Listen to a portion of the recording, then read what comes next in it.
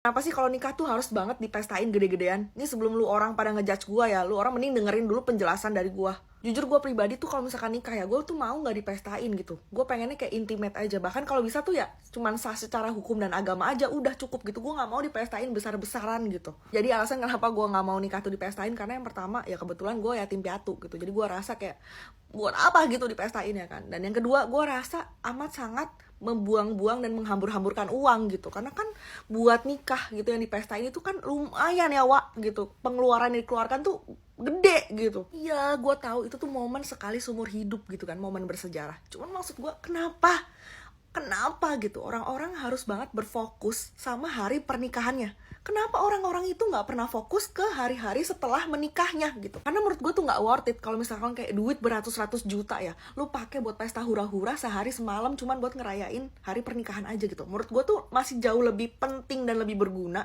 kalau misalkan duit beratus-ratus juta itu dialokasikan untuk kehidupan setelah menikah. Ya kan kita nggak tahu ya kalau misalkan kita tuh udah habis menikah tiba-tiba dikaruniai seorang anak atau 2 orang anak gitu kan, lu kira biaya persalinan murah?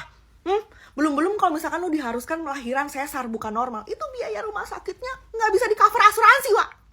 Atau kalau misalkan belum bisa punya anak pun ya, itu tuh duit ratusan juta bisa dipakai buat buka usaha baru, buat muter duit ya kan, atau bisa juga dipakai buat nyicil rumah KPR gitu. Menurut gue masih lebih berfaedah daripada lu pakai buat pesta hura-hura sehari semalam, ya nggak sih? Ini bukannya gue gila duit ya, tapi justru gue malah lebih menghargai adanya duit gitu. Gue pengen duit itu dipergunakan dengan sebaik mungkin. Biar apa? Biar kedepannya tuh kita hidup lebih aman, lebih nyaman gitu. Karena kan kita berharap yang terbaik nih, tapi bersiap yang terburuk. Kita kan nggak pernah tahu kan kejadian ke depan nanti gimana.